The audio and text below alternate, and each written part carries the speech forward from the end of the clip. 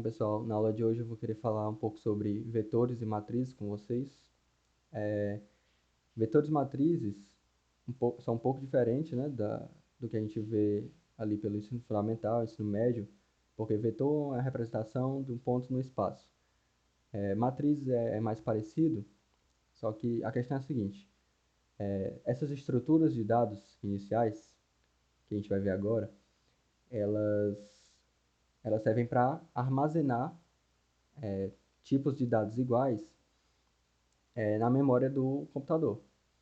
E isso é interessante porque, às vezes, a gente vai precisar armazenar dados do mesmo tipo, dados sequenciais do mesmo tipo, e não é interessante a gente criar sempre uma variável para cada tipo de dado. Por exemplo, se a gente tiver um aluno e se a gente quisesse armazenar 10 notas desse aluno, criar N1, N2, N3, até N10 para armazenar as 10 notas pode não ser interessante. Agora, se a gente criasse um vetor que armazenasse cada valor dessas notas, aí já é um passo além da gente utilizar a lógica de programação para resolver o nosso problema, né? E nesse sentido, desse problema, vou começar a explicar como a gente pode utilizar essas ferramentas. No caso, para a gente utilizar um vetor é bem simples, a gente precisa especificar na declaração o tipo de elemento que o vetor vai armazenar, o nome desse vetor e o tamanho dele. Porque se a gente não dizer o tamanho, o compilador não vai saber quanto de espaço ele precisa reservar para a gente utilizar aquele vetor, né? Então aqui eu vou dizer o tipo de elemento que ele vai armazenar. Geralmente as notas elas são números decimais, ou seja, floats. O nome do vetor vou chamar de notas. E eu tenho que passar o tamanho dele entre colchetes. Vou passar, por exemplo, 3 para ser mais fácil. E aqui já está ok, né? A gente já está reservado o espaço. Mas para a gente inicializar ele, a gente pode fazer de forma direta, passando aqui as notas. Por exemplo, 8, 9 e 10. E, bom, como estão armazenados esses valores? Quando eu colocasse para compilar e terminasse a execução dessa linha 5, o que estaria acontecendo, né? O compilador ele vai reservar um espaço de memória para a gente utilizar esse vetor naquele espaço. E o que acontece? Como eu tenho um vetor, né, de tamanho 3, isso significa que eu posso acessar os elementos desse vetor utilizando os índices de 0 até 2, ou seja, 0, 1 e 2, porque são 3 espaços. E do jeito que está declarado aqui, é do jeito que está armazenado lá. Aqui esse 8 está na posição 0 do vetor, no índice 0. O 9 está na posição 1 e o 10 está na posição 2, totalizando assim 3 espaços ocupados. Em programação, a gente faz essa contagem, a contagem dessa forma, né? Começando sempre do 0 e no caso do vetor, né? Indo do 0 até tamanho do vetor menos 1. São os índices possíveis aí. Uma coisa que eu queria mostrar para vocês, que é um erro bem comum se cometer nos anos iniciais, é fazer esse tipo de chamada, né? Então, vocês estão vendo que o meu vetor de notas, ele armazena floats. E eu vou colocar para ele printar aqui, colocar assim, a nota na posição 2, por exemplo. O que a gente espera é que ele olhe para esse 10 e mostre o 10 no console. Só que se eu executar, ele vai me mostrar 0. Por quê? Esse 0 é uma flag, um aviso para nós programadores, né, que algo deu errado. A gente tinha float armazenado nesse vetor, pediu para printar um inteiro, que é uma coisa errada, e o compilador analisou isso e mandou essa flag 0. Por que isso aconteceu? Quando eu declaro float aqui, mesmo passando números inteiros, o processo de armazenagem desse vetor lá na memória é armazenando floats lá. E aí, o que o printf faz é ir naquele espaço de memória, procurar, no caso, um inteiro, que foi o que eu passei aqui, naquele espaço de memória, no espaço de memória relativo ao vetor notas na posição 2, no índice 2, e como ele não achou nenhum, ele mandou esse zero aqui. Para a gente consertar esse problema, a gente passa o tipo correto, recompilando, e ele deu o float aqui. Só que talvez seja interessante, né? O float ele tem essas casas decimais por padrão, mas talvez seja interessante da gente pegar só até a primeira casa decimal. Para isso, a gente pode utilizar esse artifício, que é passando o ponto 1 aqui, para pegar até a primeira casa decimal. Recompilando, a gente vai ter o 10.0. Mas isso é o melhor dos mundos, né? Que a gente já sabe as notas. E se a gente quisesse pegar dinamicamente essas notas, ou seja, pegar do teclado, como a gente faria? Para isso, a gente já viu as, as funções scanf, para pegar um valor do teclado, e a gente também viu laço, porque a gente vai querer pegar dados sequencialmente do teclado. Então, o segredo aqui, a técnica, é utilizar um laço. Eu vou escolher uma variável de iteração chamada i, ela vai começar do zero e vai até a posição antes do 3, né? E vai ser incrementada de 1 em 1. Aqui dentro eu vou pedir pelo scanf um float, vou armazenar um float lá, e vai ser no endereço relativo ao vetor notas na posição i. Pronto, vamos entender o que está acontecendo. É bem intuitivo, né? Do jeito que eu fui explicando, mas vamos prestar atenção que o i ele vai variar dos valores 0, depois vai para o 1 e depois vai para o 2 e para, ou seja, 3 iterações, como a gente quer. O i ele vai ser justamente o índice do meu vetor notas, e dessa forma a gente consegue fazer o armazenamento correto. Para não ficar só pedindo coisas do teclado, eu vou utilizar esse mesmo laço, essa mesma estrutura de laço, para colocar aqui um printf, para a gente printar as notas. Eu vou dar um espaço aqui e preciso retirar esse comercial. Pronto, tá ok agora. Colocando para recompilar.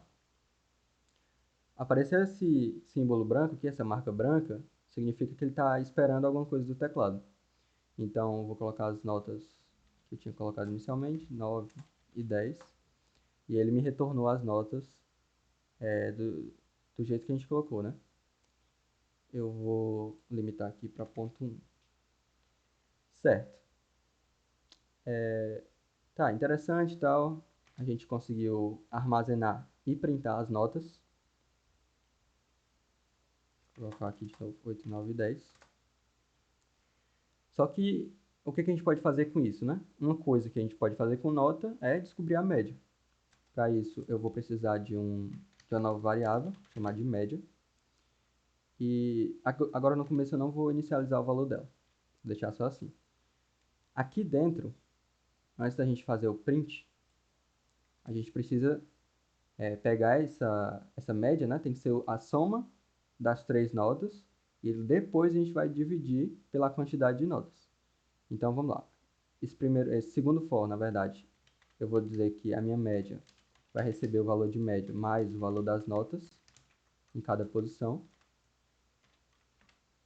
E aqui a gente já começa uma lógica de programação mais avançada.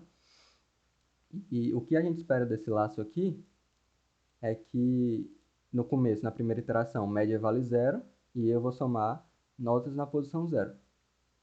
E aí na segunda iteração, média vale notas na posição 1, notas na posição 0, na verdade, e eu vou somar com notas na posição 1. Na terceira iteração, né, que é quando o i vale 2, média vai valer notas na posição 0 mais notas na posição 1. E eu vou somar com notas na posição 2 e acabou. Essa é a iteração. Aqui no final, como a minha variável média ela é a soma das 3 notas nas 3 posições, eu vou simplesmente pegar aquele valor e dividir por 3. Aqui que eu encerro. Pronto. O que essa linha 17 está me dizendo? Que na minha variável média, a minha variável média ela vai receber o valor correspondente a pegar o valor que está armazenado em média e dividir por 3, que é o que a gente quer. Depois a gente faz só um printf, colocar aqui o valor da média é, e aqui eu coloco média.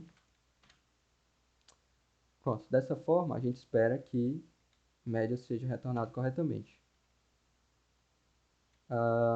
Colocar dois exemplos aqui vamos supor que o aluno tire 0, 5, depois 10. Aí o valor da média é 5, como a gente já sabe, né? Deixa eu ver aqui, quero recompilar o código. Agora eu vou passar as notas que eu já estava usando, 8, 9 e 10, e o valor da média é 9. Beleza. Deixa eu ver se tem mais alguma coisa. Uma coisa que falta. Aqui, por sorte, esse valor de média ele já está começando zerado, mesmo que a gente não tenha especificado. E por que isso é um problema, né? Não necessariamente quando o compilador reservar a memória para a gente utilizar, que é o que acontece na criação de variáveis, não necessariamente esse valor aqui ele vai ser zerado, porque a gente não disse para o compilador que a gente quer que zere. Para fazer isso, a gente vem aqui e simplesmente seta a média para zero. Então, pela execução do código, pelo fluxo de execução, aqui média vai estar com valor zero, nessas linhas não vai ser alterado o valor de média. Agora, nesse laço, na primeira iteração, média vai valer zero, e assim vai entrar naquele loop, né, naquelas iterações que eu falei, que média vai ficar recebendo o valor das notas, a soma, né, desses valores. E, bom, é basicamente isso que a gente vai ver de vetores. Depois eu venho com outros exemplos. Agora, falando um pouco de matrizes, se vocês lembrarem do ensino médio mesmo, matrizes era um arranjo que, para saber cada elemento, eu tinha que especificar a linha que esse elemento estava e a coluna que esse elemento estava. E assim era o A e J, por exemplo.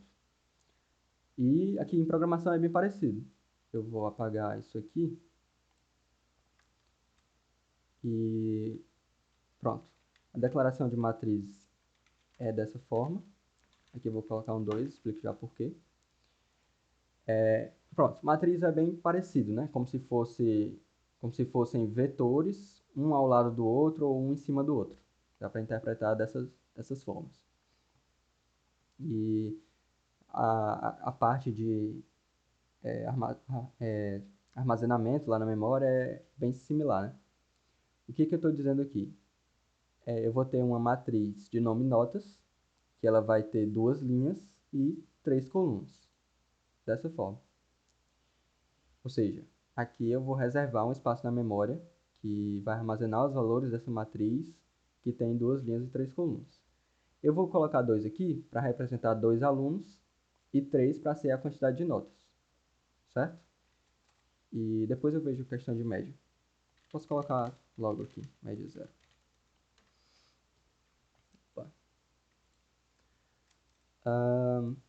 Tá, a gente vai fazer o mesmo esquema para poder iterar sobre as linhas. Então aqui eu começo com 0, o i ele tem que ser menor que 2, né? Só pode ter 0 e 1 de valor. E ele vai ser incrementado de 1 em 1. Aqui eu vou iterar sobre as linhas, ou seja, eu vou estar na linha 0 e depois eu vou estar na linha 1. Só que eu quero preencher as notas, ou armazenar as notas. Então eu vou fazer outro laço para percorrer as colunas. Então, for j começando em 0, j tem que ser menor que 3 e j vai ser incrementado de 1 em 1. Aqui dentro eu vou fazer aquele scanf, declarar aqui o que eu quero armazenar. Citagem f. Como vocês vão ver, é bem similar. Eu só vou passar qual é a linha e a coluna que eu estou armazenando e a cada iteração. Então, por exemplo, eu entrei aqui na linha 0, né? I igual a 0. Agora aqui nesse segundo for, eu vou estar na linha 0, na primeira iteração desse segundo for. Eu vou estar na linha 0, coluna 0, depois, qual o próximo elemento? Linha 0, coluna 1, depois linha 0, coluna 2. Aí eu vou para a linha 1, e aí começa tudo de novo. Linha 1, coluna 0, linha 1, coluna 1 e linha 1, coluna 2.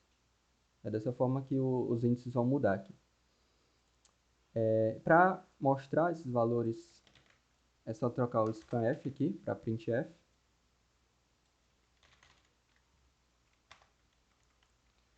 Printf, e aqui eu dou um espaço.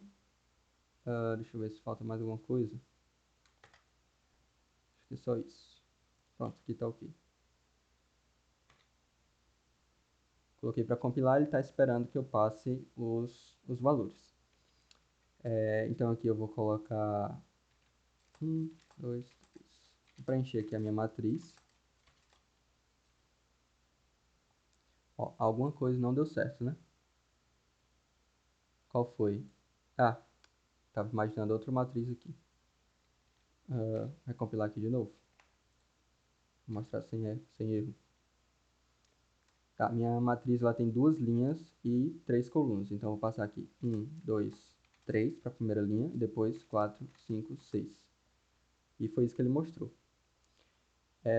Se eu quisesse mostrar mais, assim, num aspecto de matriz, o que eu vou fazer? Eu vou alterar aqui para ponto 1, para ficar uma casa decimal.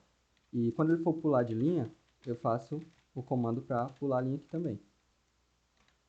Agora vai ficar mais parecido com a matriz que a gente tem ideia, né? 1, 2, 3, 4, 5, opa, 4, 5, 6. E aí ficou no aspecto de matriz. Essa passagem aqui, né? Esse pedido das notas está meio sem graça. Vamos colocar aqui um printf para ele pedir a nota para determinado aluno. Como eu faço isso? Aqui eu vou colocar informe a nota do. Posso até colocar colocar aqui um inteiro para representar o número ordinal do aluno, também outro inteiro para representar o aluno. Como eu falei para vocês, as linhas vão ser os alunos e as colunas vão ser as notas. Então aqui, primeiro eu estou pedindo a nota, então vai ser, vamos colocar assim, J, e aqui como é aluno é I, só que como em contagem a gente começa do zero, pode não fazer muito sentido no console ter o aluno zero, ou a nota zero, a nota na posição zero. Então a gente coloca aqui mais um, só para deixar mais estilizado. Vamos ver como é que aparece. Fazer aqui aos poucos. Forme a nota 1 do aluno 1. E aí ficou junto, né? Não é interessante. Cancelar aqui a execução. Informe a nota tal do aluno tal. Então vou colocar um barra N aqui. E agora ele vai pedir corretamente. Pronto. Barra N 2 pontos. Colocando para executar. Forme a nota 1. A primeira nota, né, do aluno 1. Colocar 5. A segunda nota do aluno 1, 10 e a terceira 0. Aí aqui o outro aluno vai ter tirado, sei lá, 3, 6, 9. E apareceu do jeitinho que a gente quer. Pronto. Essa é a forma de armazenar valores na matriz, e aqui é a forma que a gente tem para mostrar no estilo de matriz, né? E assim, dá para modificar, se a gente quiser colocar mais casas decimais, como vocês já devem imaginar. Agora, se a gente quiser fazer aquela questão da média, né? A gente já tem aqui a variável média, e eu quero mostrar a média para cada aluno. Então, a gente poderia fazer, por exemplo, um vetor de médias, que tal? Como eu tenho 2 alunos aqui, vai ser 2. E pronto, vamos deixar assim. O que a gente precisa fazer aqui, né? Da mesma forma, de forma parecida com o que a gente fez lá. Deixa eu ver aqui como é que a gente faz. Tá. O que eu tenho que fazer aqui dentro é somar as médias. Então, média na posição I, que vai ser a média do primeiro aluno, vai receber média do primeiro aluno, mais as notas desse aluno, né? Então, como é que eu vou pegar essas notas? Então, vai ser notas do aluno na posição I, e eu estou iterando as notas com o J. Depois a gente vai ver se faz sentido. Bom, aí eu vou ter, terminando a execução desses dois laços, eu vou ter esse set, né, esse preenchimento dos valores de média. Ao final desses dois lados, média 0 vai ter a soma das notas do primeiro aluno, média na posição 0, e média na posição 1 vai ter a soma das notas do primeiro aluno, né, no segundo aluno, na verdade. Então agora, para a gente finalizar, o que a gente faz? A gente pode fazer um for de I,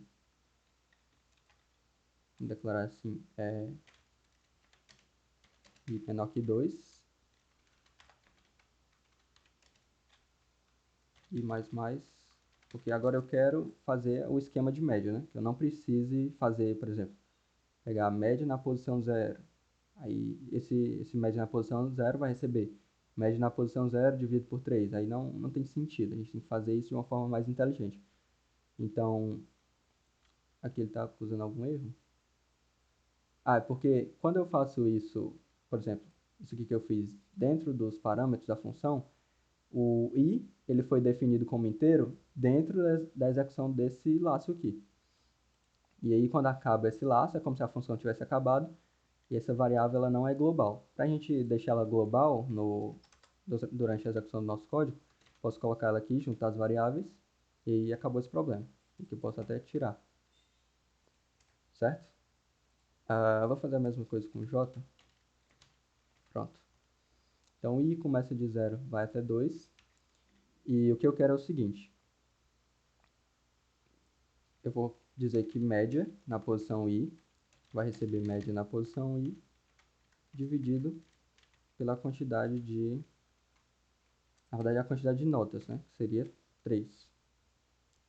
Pronto. Ao final da execução desse laço, a gente espera que cada posição do vetor média tenha a média de cada aluno.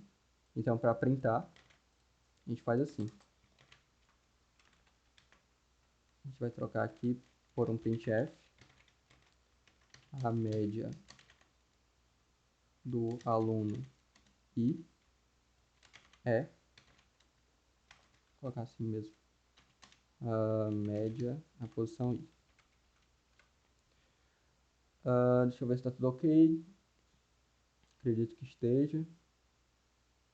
Certo. Vamos compilar aqui. Vamos recompilar aqui. Pronto. Forme a primeira nota do aluno 1. Vou dizer que ele tirou 8, 9, 10. E o outro tirou... Vamos pegar um de média 7 aqui. 6, 7, 8. Opa, aqui eu cometi um erro. Não é I, que é um D. E ele não... claro, eu não disse para ele o que eu queria mostrar. Olha, aqui coloquei só I e ele não mostrou nada, faz sentido. Aqui eu tenho que colocar porcentagem F, que é o média. E para esse porcentagem D, eu tenho que passar o I, né? E mais um, no caso. Ver se não tem mais nenhum erro. Acho que tá tudo ok. Pronto. Então, 8, 9, 10 para o primeiro aluno. E o outro com a média 7 vai ser 6, 7, 8. E aí ele deu um número gigante. Por quê? Pronto. O que eu acho que aconteceu é...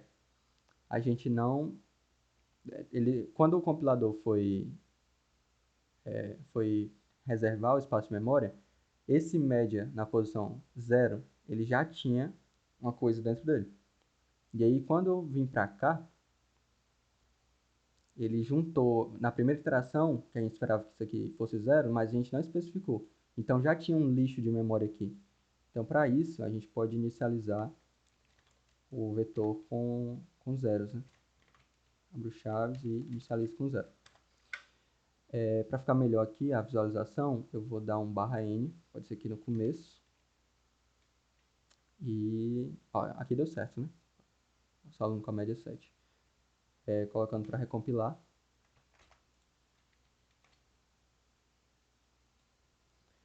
No 8. Apertei um Enter aqui, ele vai dar algum problema, eu acho. Deixa eu recompilar novamente.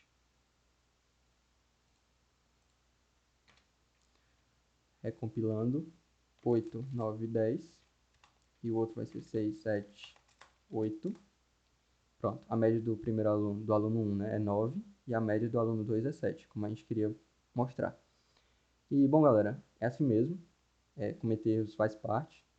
Às vezes você está desatento, às vezes você esquece alguma coisa de como faz para programar determinada coisa em uma linguagem.